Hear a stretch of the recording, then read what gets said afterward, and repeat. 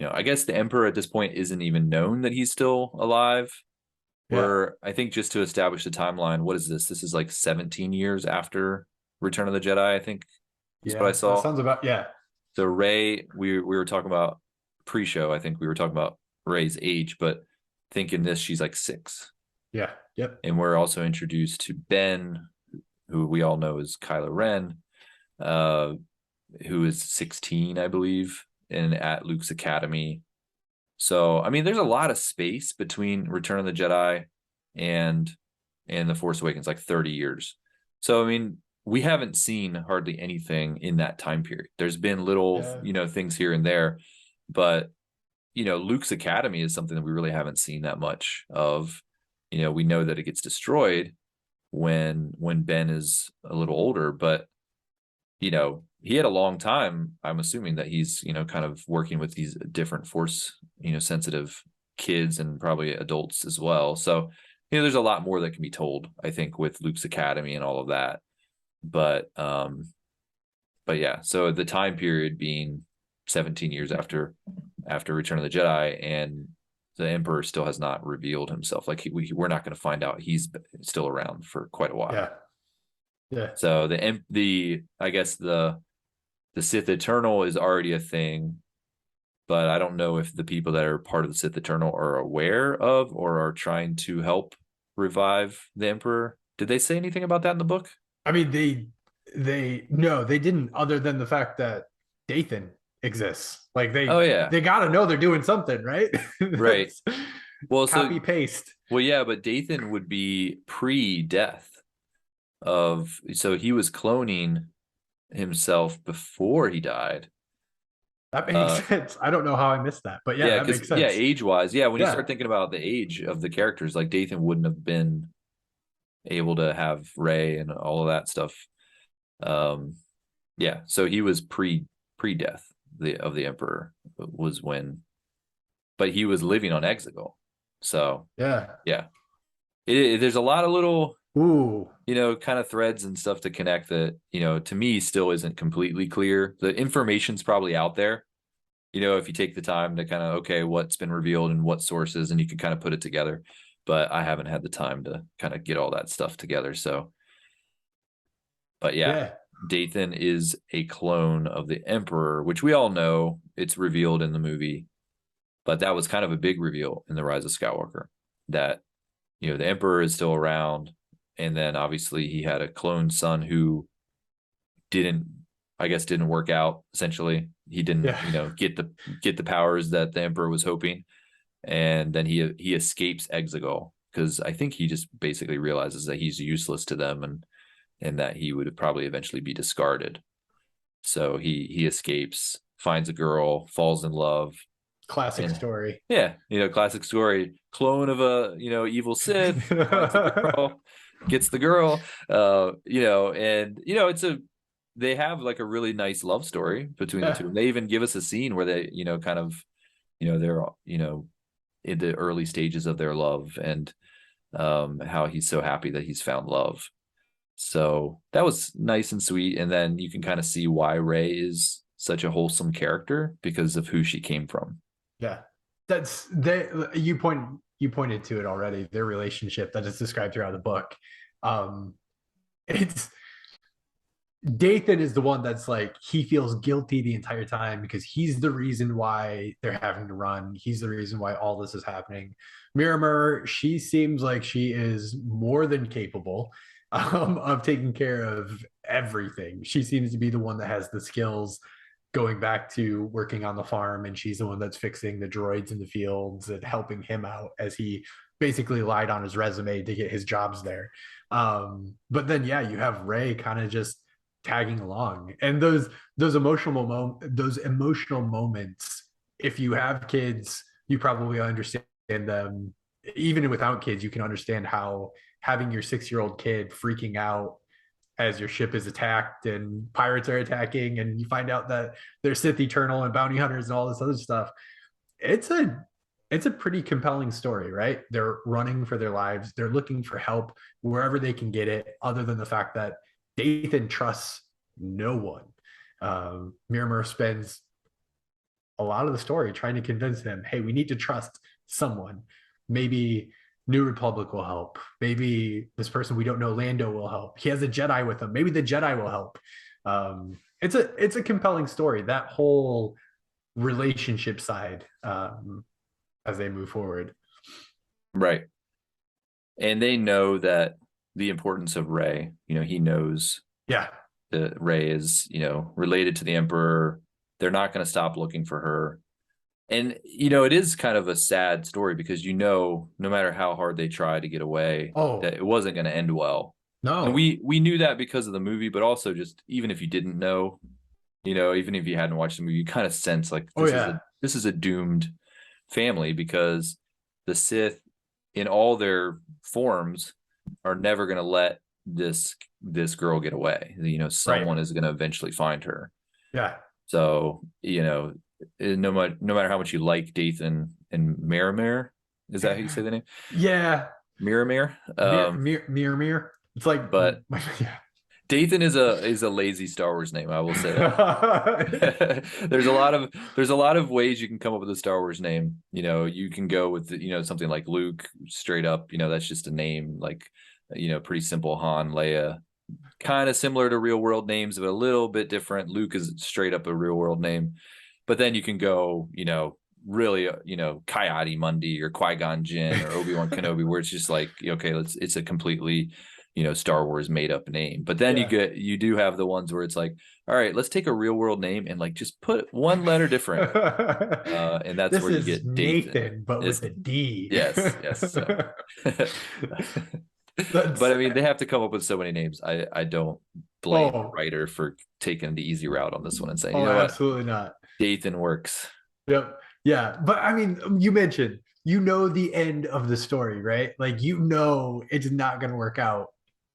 Ray is ultimately going to get left behind on Jakku, which I'm not going to lie, I was super confused at the beginning of the book because it starts out and they're fleeing Jakku, and I'm like, wait a second, You're like, you're wait, supposed to you're supposed to leave Ray, leave Ray, not take her with you. But anyways, that it ends, and yet you still, I don't know, there's still that part of me that as I was reading, I didn't want it to happen. Like, I know that it was inevitable, but I was just yeah, waiting for like some change, some nuance, some trick that resulted in something other than Ray getting left with Unker Plot, or is that how you say his yeah, name? Uncle Unker Plot, Plot. Yeah. yeah, it is inevitable. And you're right. At the beginning, I was a little confused too because I'm like, wait, Ray's not supposed to be with him. They left the Right. planet. It's You made a Jakku. Okay, mistake. It's the first yeah, chapter of the book, and you made a mistake. right.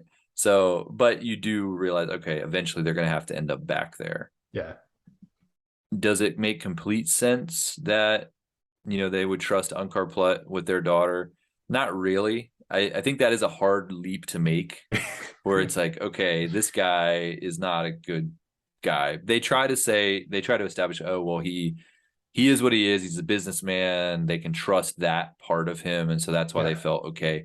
I felt like they had to really explain why they were okay with leaving her with him, Yeah. and I didn't completely buy it that they didn't sell me on it. I'm like, I still think that might have been a bad idea. They had already met Lando. They knew there was a Jedi. Right. They were. I felt like maybe some effort to kind of reconnect with them might have been the better route to go than just taking her back to Jakku. But they had to obviously fit the story of the movie, and so sometimes even if it doesn't make a lot of sense, that's where it had to end up. Right. And you could tell that the author was anticipating, like, everybody who read the book being like, wait a second, why him?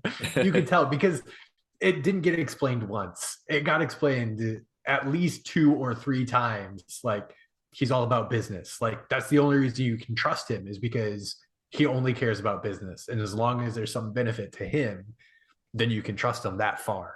And it's like, okay, but you could tell, like you mentioned, anticipating the argumentation from the reader being like, that doesn't make sense, which is why the author had to explain it 3 different times that no, Right. this makes sense. And the movie doesn't give him a lot of leeway because they literally show Unkar Plutt dragging her by her hand as she's screaming up into the air, for her parents to come back. So I mean, there's not a lot of nuance there as to like who they left, who they left her with.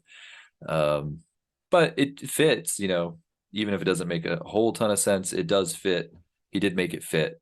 Yeah. That and Uncarplet was, basically saying, hey, if you guys don't come back, like she's gonna have to work and all this stuff. And like, yep, that's what happens. Yep. She does end up just becoming part of that machine on Jakku where they're, finding parts and bringing them to him, and she's getting food for it and all of that. So she kind of got caught up in that, and that's, the price her parents, I guess, were willing to pay to make sure she survived. Yeah. Living on Jakku is better than not living at all, right? Right. Which is ultimately what happened because Ochi tracks him down, and that's the end of their story. I mean, we see it in Rise of Skywalker, right?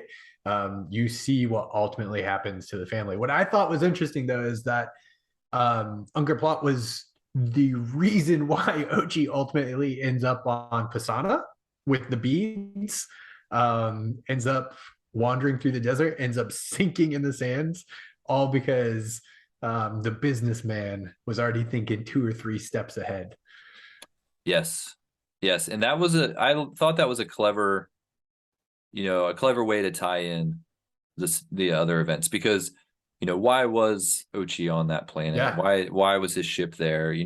So to have her kind of dupe him with these beads that would lead him to another planet and all of that, it's like, oh, okay, that makes sense now. A yeah, nice final play by the mom to try to protect her child, and it worked out perfectly. And even to the point of Ochi, kind of as he's on the speeder, kind of going across the planet and just in his head saying, "Oh, how stupid are they?" And yeah, yep. I'm going to be the ultimate winner in this. And then, nope, he's he doesn't. He dies. She was more than capable. She was always one step ahead, whether he realized it or not. Yeah.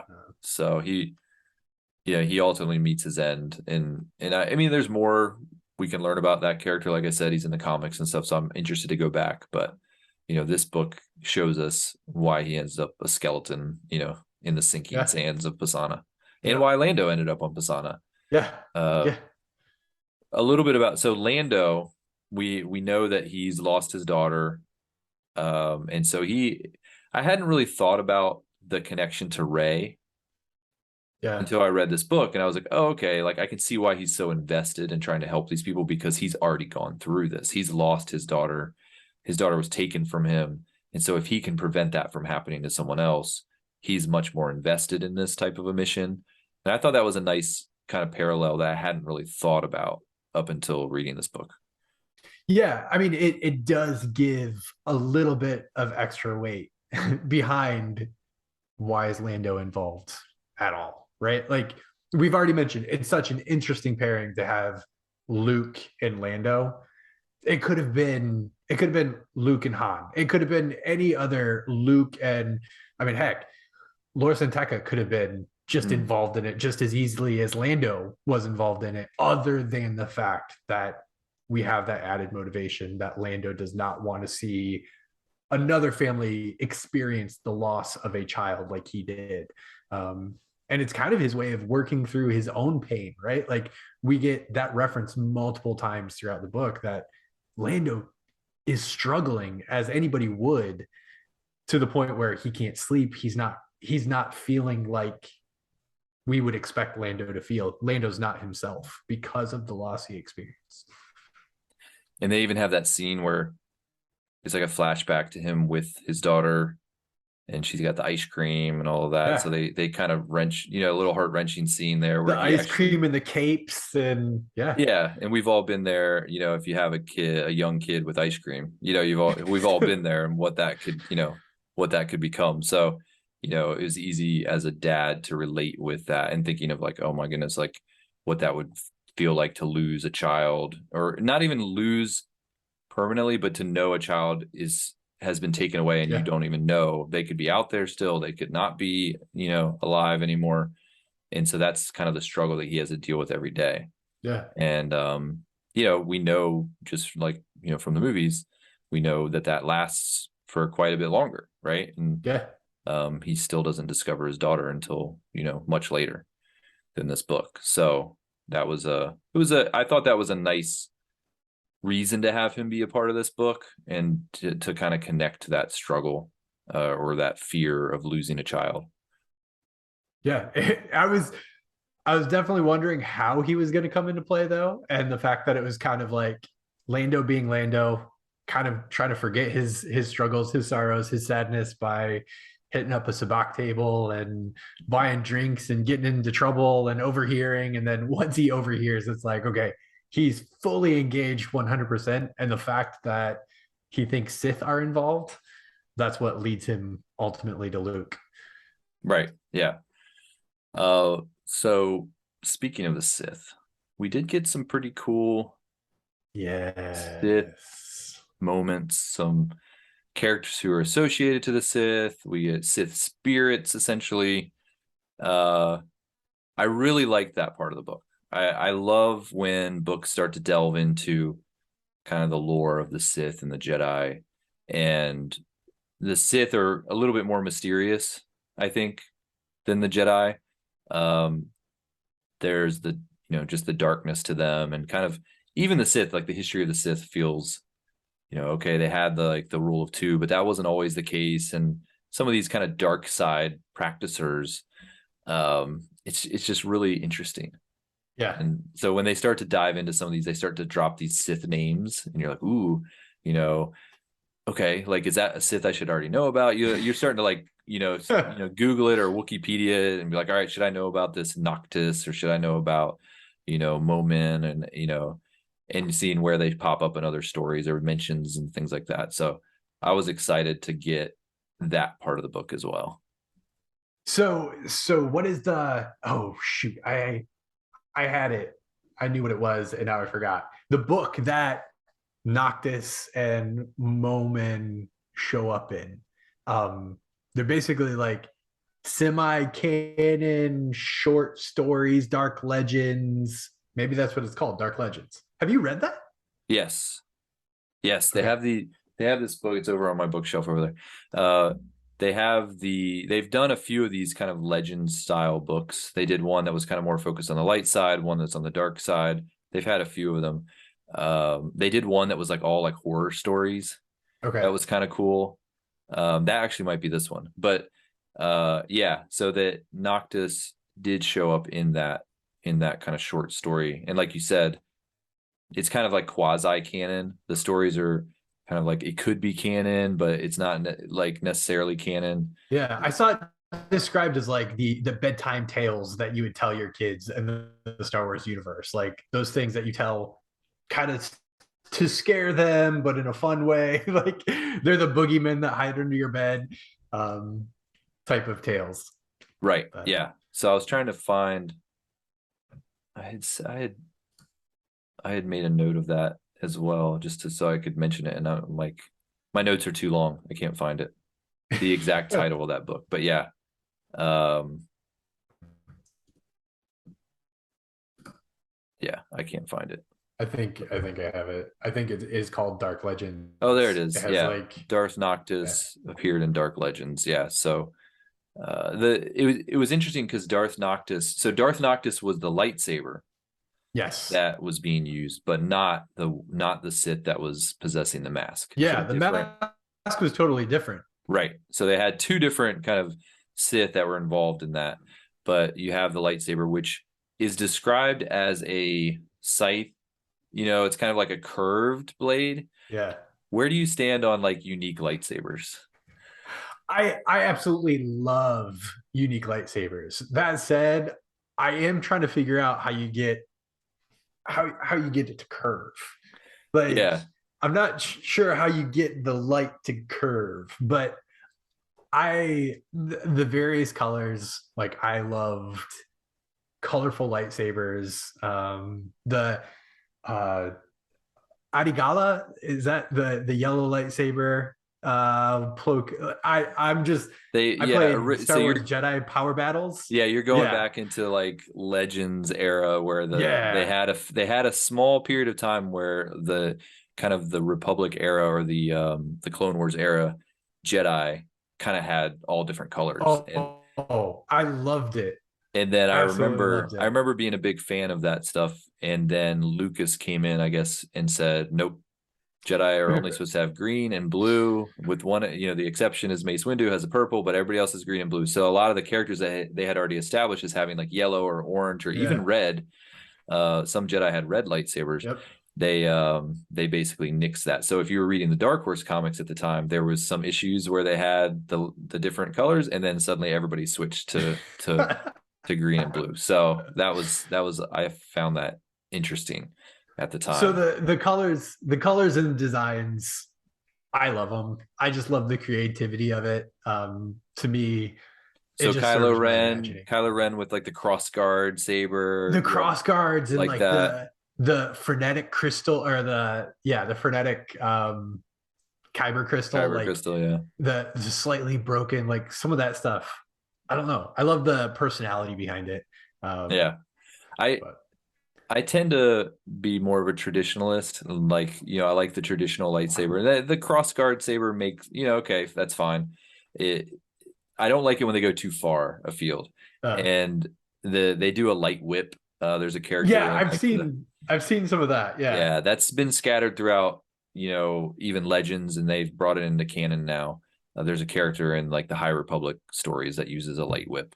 Not a fan of that so much. The scythe idea where it's curved is another one where it kind of doesn't. It's like, okay, like how is it? Is it supposed to be plasma? And Right. they've explained the technology before, how it's like a contained arc and all that. So I used to be really nerdy about all that. So when they start to like go away from how a lightsaber could work and how it could curve and all that, even the dark saber Yeah. that they use in like Mandalorian, which originally showed up in the Clone Wars.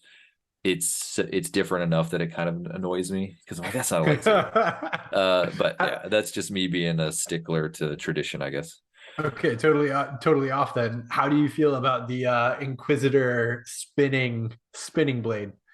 I mean, at least it sticks to it's just a lightsaber. It just Right. happens to have this functionality in the handle that can do that. That's, it's still kind of cheesy, especially when they start using it as like a helicopter and like kind of fly around. That's like, okay. Not a huge fan of that, but I would accept that before I would accept a curved blade or a whip blade. Yeah, I get So it. I understand. small, Anyways. just a small gripe, but it looks Yeah. cool in images. I don't know if you saw that there is Yeah. actually an image of Darth Noctis with her, scythe blade, and it does look cool for sure Yeah. in that image, especially when you're kind of going ancient. It's like an ancient weapon would be different than a modern weapon, so I can buy that. Oh, so many questions. We can move on though. We can move on. That's fine. That's fine. Hit me if you have a question. Do they still do battery packs after Legends? Do they still do battery packs for the older lightsabers, or are the battery packs gone? Yeah, they haven't mentioned. So the High Republic is kind of the furthest back that we've gone. Yeah. Now I think we'll probably see stuff further back. They're actually the second phase of the High Republic is actually going further back in time. Okay. Uh, so maybe they'll bring the battery pack back, but that was kind of an old comic thing that they did in the Yeah. old Republic comics. So yeah, No battery packs then? Okay. no, they're not doing battery packs in the High Republic stuff. Gotcha. They just have white Jedi robes with gold, gold piping and stuff. Have you read any of the High Republic stuff? I haven't yet. And Okay. honestly, it was one of the ones that I wanted to jump into, but I feel like I'm so far behind now. Yeah, it It is. seems It like would be. with the young adult novels, there's just a lot of them now. Yeah, it definitely. If you didn't get in at the beginning with the High Republic, it'd be hard to catch up because of they've really intertwined the story from the books and the junior novels and the Yeah. young adult novels and the adult novels and the comics, and they have like the Marvel comics and the IDW comics, and Yeah. now Dark Horse is coming in with comics. So trying to keep it all straight, even for someone like me who tries to read everything, it's been hard to keep up with. So I could only imagine someone trying to jump in now. Yeah. Um, I because there's stuff that happens there's not like a story where I'm like, oh, you don't need to read that. Like it kind of all connects. It's hard to say what you can and can't read. So yeah. yeah, that's I even for Shadow of the Sith, I jumped on and I looked at the timeline to see where what books filled in what. And when I got to High Republic era, it was like, oh my goodness, there is so much, and it seems like they're just across age ranges for novels, young adults, like easy read or early readers, comics. It's like, oh my goodness, I feel like this is one cohesive story, and it would be really hard not to just read everything. Yeah.